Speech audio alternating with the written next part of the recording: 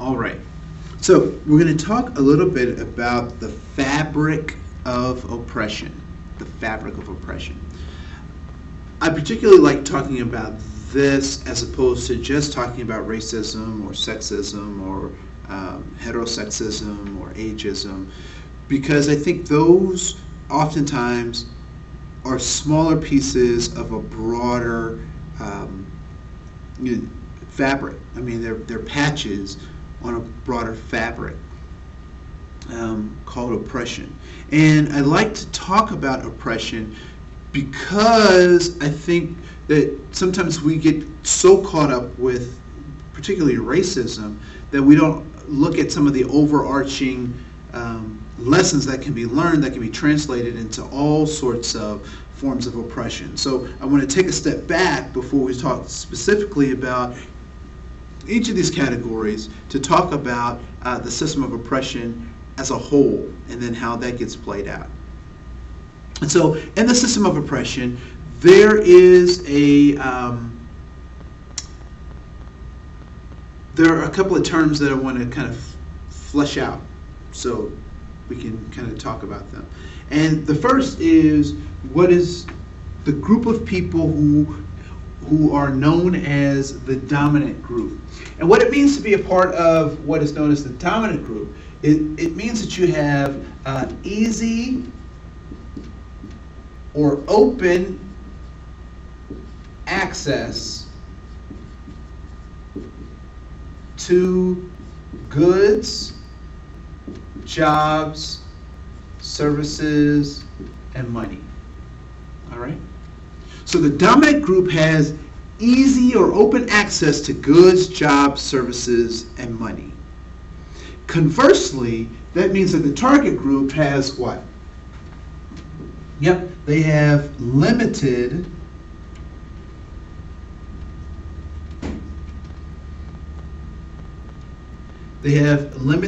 or difficult access to goods, jobs, services, and money. All right? So the dominant group has easy, open access. The target group has limited or difficult access to goods, jobs, services, and money. Why are goods, jobs, services, and money important? Because that's how we have social power. All right? So if we go back to 8th grade science, we understand that power is the ability to do work. That power in and of itself is the ability to do work. So in our society, how are we able to get things done? How are we able to do work? Well, we must have access to money, to goods, to jobs, to services, have access to good health care, have access to good schools, to have access to groups of people, to be connected, to have community, right? Those are all sources of power that allow us to have the ability to do work. And so some folks, some groups have easy or open access to this ability to do work, to this social power. All right? And then there are other folks who have limited access to this social power. All right? So we're going to talk a little bit about that and try and figure out how we can reshape paradigms so that we allow folks to look at themselves and relate to others based on their personal abilities, as opposed to being lumped into groups and all sorts of stuff. So we'll talk about that in just a second. So I've broken up my chart into just a few categories. There could be much more than the ones that I selected. But looking out into society, I tried to find some categories that are pretty universal. So in terms of how we're broken up into groups in our society. And so in terms of race, what group has easy or open access to goods, jobs, services, and money according to race? All right? And typically the response to this is white people, Caucasian, European Americans, but for the sake of this conversation, we'll just say white. We'll come back to race and why I keep putting it in quotations in a little bit. But and down here, the people who have limited or difficult access to goods, jobs, services, and money would be people referred to as the others, minority groups, however you want to say that. In terms of gender, what group of people have easy or open access to goods, jobs, services, and money based on gender? And that would be males. All right. Target group would be females. In terms of sexual orientation, what group of people has easy or open access to goods, jobs, services, and money? It would be those who appear heterosexual. All right? So those who appear to be heterosexual have easy access to goods, jobs, services, and money. Because if you can be gay, but not look gay or act gay and still have open access. And as long as you look heterosexual. And then all those who have limited or difficult access to goods, jobs, services, and money would be GLBT and those who appear to be GLBT. All right? So, sexual orientation, those who appear to be heterosexual have access to goods, jobs, services, and money. Those who appear to be GLBT are denied access to goods, jobs, services, and money, or have limited or difficulties with goods, jobs, services, and money. All right.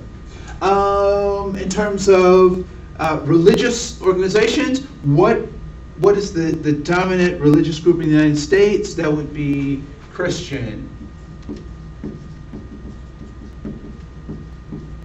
And that would include Lutherans, Catholics, Pentecostals, evangelicals, all fall under that. And then the group that has limited or difficult access to goods, jobs, services, and money would be what group? Yes, all others. Right. From Muslims to Sikhs to Buddhists, they oftentimes have limited access to goods, jobs, services, and money based on their religious affiliation.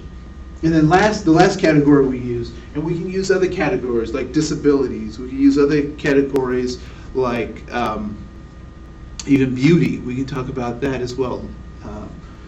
So age, the group that has the greatest access to goods, jobs, services, and money would be 25 to about 45.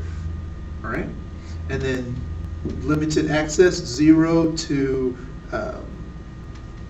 24, let's say 18. 0 to 18, and then 45 plus. So when we look at this fabric of oppression, what is the name of each of these isms? So let's talk about these isms, as they are affectionately called. Infectionate, not affectionate, but yeah.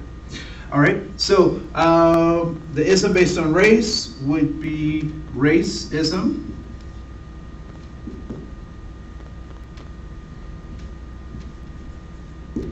Right? This would be gender bias.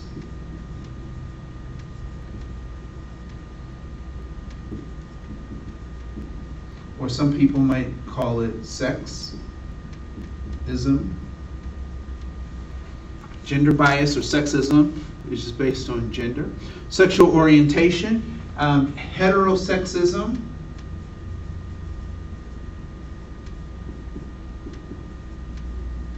some people use the term homophobia. I don't like to use that because that means I don't have to be fearful of folks not to treat them poorly. So I don't have to be afraid. I'm not necessarily afraid of people. So I like the term heterosexism. And then this is religious bias.